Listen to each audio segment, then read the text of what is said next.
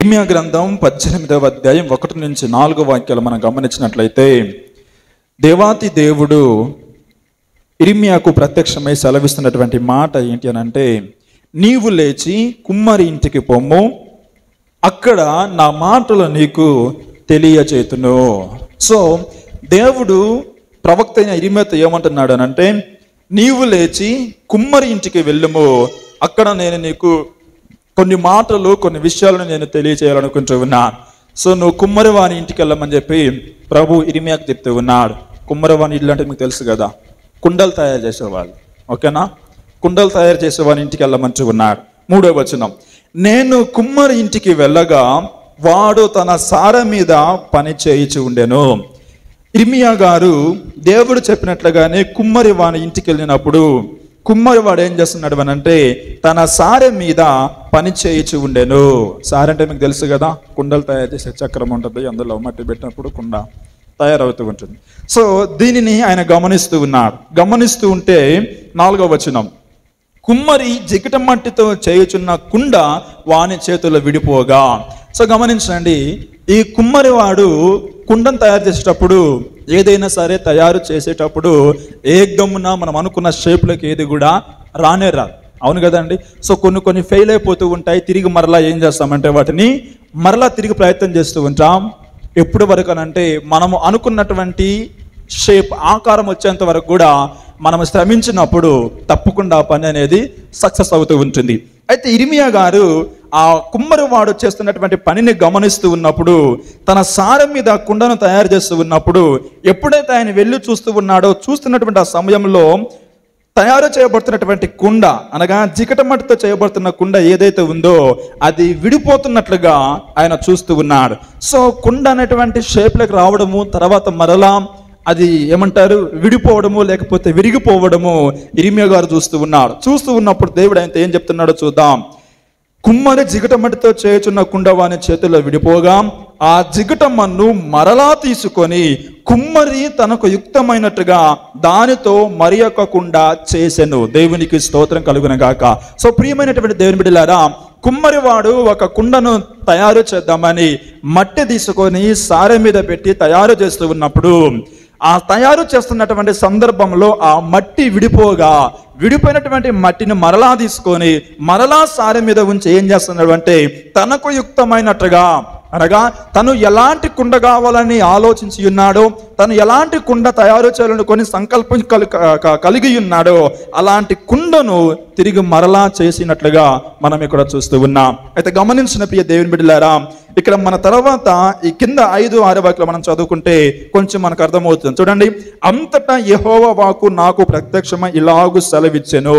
So ఈ సందర్భాన్ని అంతా కూడా ఇర్మీయా గారు చూస్తూ ఉన్నప్పుడు దేవుడు మొదట్లో ఏం చెప్పాడు, నువ్వు కుమ్మరి వాని ఇంటికి వెళ్ళుము, అక్కడ నేను నీకు కొన్ని మాటలు తెలియజేస్తాను అని చెప్పాడు. సో ఇర్మీయా కుమ్మరి వాని ఇంటికి వచ్చి అక్కడ జరుగుతున్నటువంటి ఆ పని మొత్తాన్ని చూస్తూ ఉన్నప్పుడు, సో ఆ కుండ మట్టి విడిపోవడము, మరలా యొక్క కుమ్మరి ఆ మట్టిని తీసుకొని మరి యొక్క కుండ తనకి ఇష్టమైనట్లుగా చేయడము, ఇవన్నీ చూస్తూ ఉన్నప్పుడు దేవుడు మరలా అక్కడ ఇర్మీయాతో మాట్లాడుతూ ఉన్నాడు.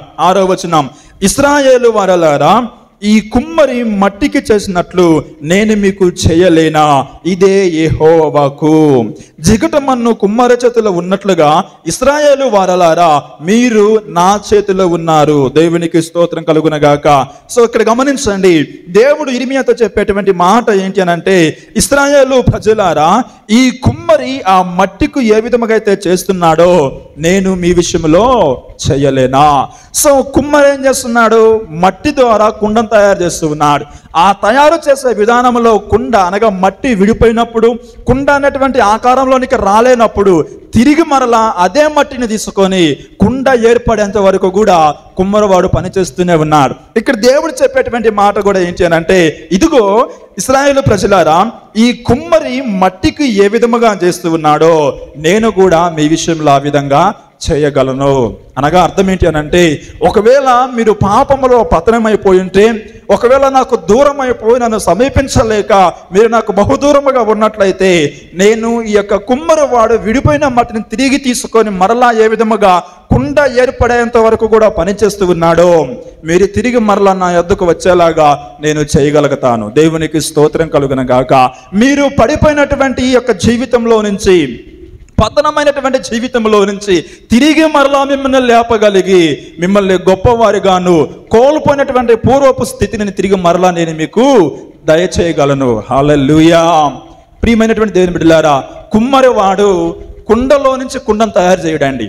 ఎక్కడి నుంచి చేస్తాడు? మట్టిలో నుండి కుండను తయారు చేస్తాడు. దేవునికి స్తోత్రం కలుగును గాక. మట్టి ఏ రీతిగా ఉంటుంది? దానికంటే ఒక ఆకారం ఉండదు, దానికంటే ఒక రూపం ఉండదు, దానికంటే ఏమీ ఉండనే ఉండదు. అయినప్పటికీ కూడా కుమ్మరుడు ఆ మట్టిని తీసుకొని అందులో నుంచి ఒక రూపాన్ని తయారు చేస్తాడు, ఒక మంచి కుండను తయారు చేయగలుగుతాడు. మన విషయంలో కూడా మనము కూడా ఎలాంటి ఆకారం లేని వారిగా మనం ఉన్నప్పటికీ, ఎలాంటి రూపము లేని వారిగా మనం ఉన్నప్పటికీ కూడా దేవుడు మనకి రూపమునిచ్చేటువంటి వాడుగాను, ఆకారమునిచ్చేటువంటి వాడుగాను, ఒక విలువైన పాత్రగా మనములు చేసేవాడిగా దేవుడు ఉంటున్నాడు. దేవునికి స్తోత్రం కలుగును గాక. ఆయన మనల్ని నిర్మించినటువంటి కుమ్మరి. హల్లెలూయా. కుమ్మరివాడు కేవలము కుండను మాత్రమే తయారు చేయగలిగితే, దేవుడు మనల్ని సజీవమైనటువంటి కుండలుగా తయారు చేసేటువంటి వాడు. దేవునికి స్తోత్రం కలుగును గాక. ప్రియమైన దేవుని బిడ్డలారా, కుండ తయారు చేస్తూ ఉన్నప్పుడు ఒకవేళ మట్టి విడిపోతూ ఉన్నప్పుడు ఏ విధముగా తిరిగి మరలా కడుతూ ఉన్నాడో, మనము దేవుని చేత నిర్మించబడిన తర్వాత పాపం అనే జీవితంలో పడిపోయినట్లయితే, పతనమైనట్లయితే, తిరిగి మరలా పరిశుద్ధమైన జీవితంలోనికి తిరిగి తీసుకొచ్చేటువంటి గొప్ప సమర్థత కూడా మన దేవునికి మాత్రమే చెల్లును. హల్లెలూయా. సో ప్రియ దేవుని బిడ్డలారా, నీ ఆత్మీయ స్థితి ఏ రీతిగా ఉన్నా సరే, నీ భక్తి జీవితము ఎలాగా ఉన్నా సరే, నువ్వు దేవునికి దూరముగా జీవిస్తూ ఉన్నావా, భక్తి జీవితంలో పతనమైపోయి ఉన్నావా, పాపపు జీవితానికి నువ్వు దాసుడుగా మారిపోయి ఉన్నావా, తిరిగి మరలా ప్రభు యొద్దకు వద్దామనుకుని రాలేకపోతూ ఉన్నావేమో జాగ్రత్త. ఒకవేళ నువ్వు ఆ ప్రభువుని ఆశ్రయించినట్లయితే తప్పకుండా దేవుడు నీకు ఒక అందమైన రూపాన్ని ఇచ్చి సమాజంలో ఒక గొప్ప విలువైన వ్యక్తిగా ఆయన నిన్ను మార్చగలడు. హల్లెలూయా. అంత గొప్పవాడు మన దేవుడు. అయితే గమనించిన దేవుని బిడ్డలారా, మనము దేవుని యొద్దకు రాలేక, విలువైనటువంటి ఆయన చేతుల్లోనికి మన యొక్క జీవితాన్ని సమర్పించుకోలేక, మనకు దక్కాల్సినటువంటి విలువను మనం దక్కించుకోలేకపోతున్నాం. మనం కలిగి ఉండవలసిన విలువను మనం కలిగి ఉండలేకపోతూ ఉన్నాం. దేవుడు ఎంతో గొప్పవాడండి.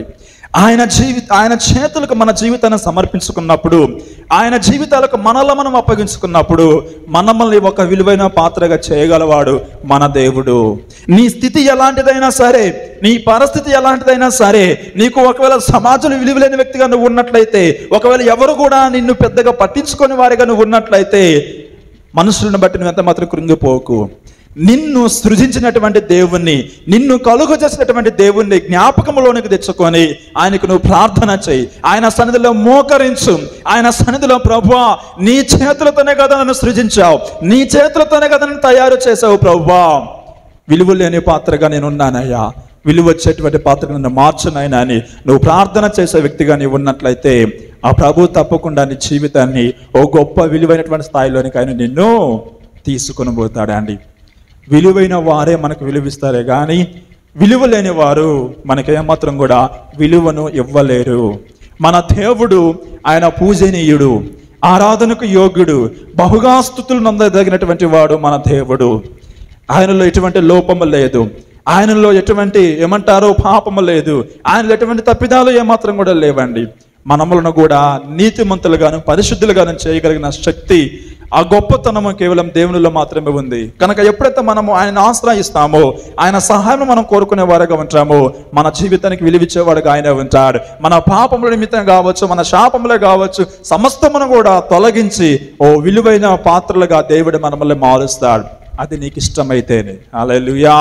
సో నీవు దేవుని చేతిలోనికి రానంత వరకు కూడా ఒక విలువలేని పాత్రగానే ఉంటావు. దేవుని యొక్క చేతిలోనికి రానంత వరకు కూడా నువ్వు పనికి రానటువంటి వ్యక్తిగానే ఉంటావు. ఒక్కసారి నీ జీవితాన్ని ఆయనకి అప్పగించుకో, ఆయన చేతులకు సమర్పించుకో. తప్పకుండా నీకు ఆయన విలువనిచ్చి నిన్ను ఎంతగానో ఈ లోకంలో వర్ధిల్లింపజేస్తాడు.